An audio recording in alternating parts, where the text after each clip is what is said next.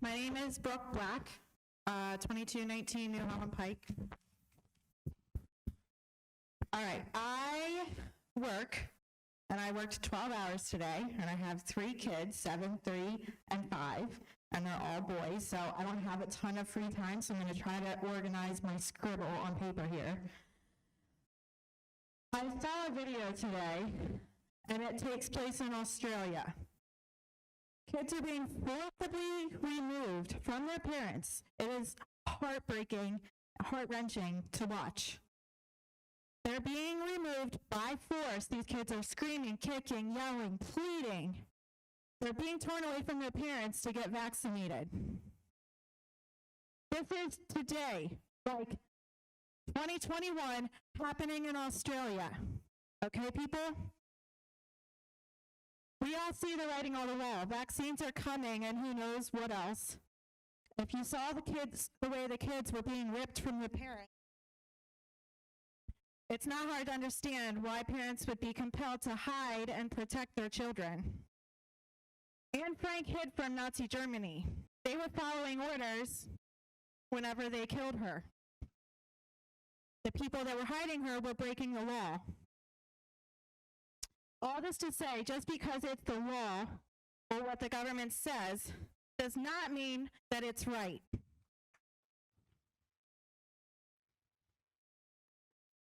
Laws should not be used as a moral compass, and I pray to God that most of you don't, because look at where we are right now. And this isn't even a law. This is an order, a mandate, whatever you want to call it. It is not law. And let me tell you something, if you think that threats from the state of things that may happen if you decide to go against this mandate, I can tell you it's nothing compared to what will happen if you jeopardize our kids.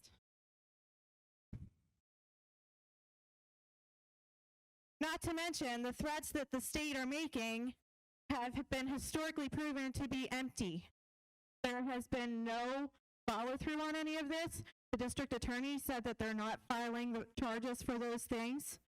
And the complaints that have gone through from the Department of Health for other things similar to this, when push comes to shove, they withdraw their complaint. So I'm not sure what you're afraid of. We're asking you to stand up for us and make a voice for us, because you have the power and the authority to do that.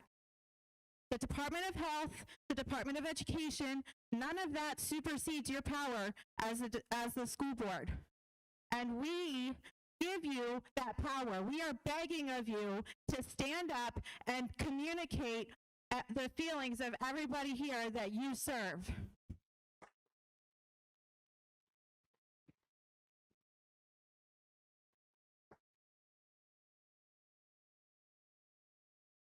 The last 2 weeks is the first time I've ever actively gotten involved in the school board.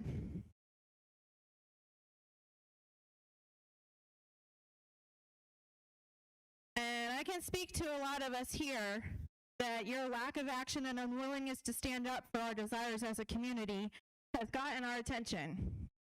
Perhaps we've been complacent for too long, and maybe that's why we find ourselves here today in this position. At the end of the day, this is not about public safety and well-being of others. It's about power, control, and money. I'm a nurse whose career and livelihood are being threatened. I'm willing to sacrifice my years of service to the community to stand up for what I believe.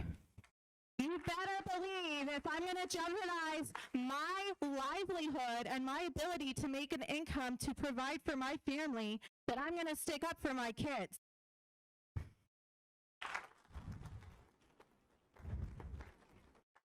I'm going to fight to the end for my kids. And if I'm not working, I've got nothing but time, and I'm not going anywhere. And I think if it hasn't been evidenced in the last 2 weeks by the amount of people that are coming and pouring their hearts out to you and speaking, we're not going anywhere. We're not backing down. And if you're not going to stand up for us, we'll do what we need to get where we need to go. Both my husband and I are wondering about this. So the letter that we got from you today, whenever you called us to pick up our kids, at the end of it, it says about disciplinary process. And I'm not sure how this falls under a disciplinary process for my kids. As far as, you know, the battle that's going on behind the scenes, that's fine, but I'm not sure how my kids developing some kind of disciplinary record should, unless I'm misinterpreting that, which it doesn't say in the letter what you mean by those words. And my second, so one is, what is this disciplinary process that you're referring to? And my second question is, okay, so you've told us what you're going to do today, tomorrow, and Wednesday. And I feel probably many of us have communicated with our principles of what we are going to do today, tomorrow, and Wednesday. And again, your plan for Wednesday is to send my kids to the principal's office and have us to come and pick them up and automatically unenroll them from CV and automatically enroll them in CVVA. Is that my understanding? Yes? And is that legal? I mean, I the parent, don't have a say in where my child receives their education. What gives you the authority to unenroll them from public school that I pay tax dollars for and put them in a CV virtual academy without even talking to me? And on top of that, I'm trying to talk to my kids this week, 7 and 5. Okay, 7 and 5 are the ones that this is affecting and impacting. I have to tell them, I don't know what's happening after Wednesday. I don't know where you're going to school. They're afraid to come to school today. And I told them yesterday, you know, the last week and a half, we've been in communication with the school. They've been very nice. Tomorrow when you go to school, it's going to be different. I want you to know, I didn't want them blindsided. I told them, you're going to get to school, they're going to ask you to put a mask on. You say, no, thank you. And if they tell you that, they're going to have you go to the office and they're going to have mommy or daddy come pick you up. My 7-year-old is like practically in tears because he doesn't want to have to go to the principal's office. Because it's been ingrained in these kids that you go to the principal's office because you've done something wrong. My children have not done anything wrong here. So, in addition to not just the mask, but the emotional duress that you're putting on these children, and then it comes back at me, the principal says to me, I implore you, please don't put your kids in the middle of this. Don't have your kids fight this battle for you. I am not putting my kids in the middle of this. You guys are putting my kids in the middle of this. I want my kids to go to school in person with their friends, with their family, for the education that I pay for with my tax dollars, and not be segregated, not be discriminated against. And I'll go back to what I said before. This is happening in this school. The fact that they got sent home today and it was an administrative day and they didn't have to do school today, they were denied education today, point blank, okay?